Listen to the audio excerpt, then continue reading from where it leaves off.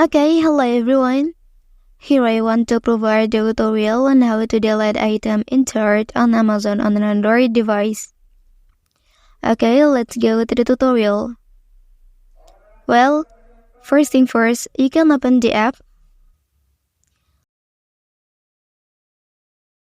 Okay, and then here you can select this option. Well, and then here you can delete any item you want to delete from your chart by pressing trash icon, or you can press in delete option like this.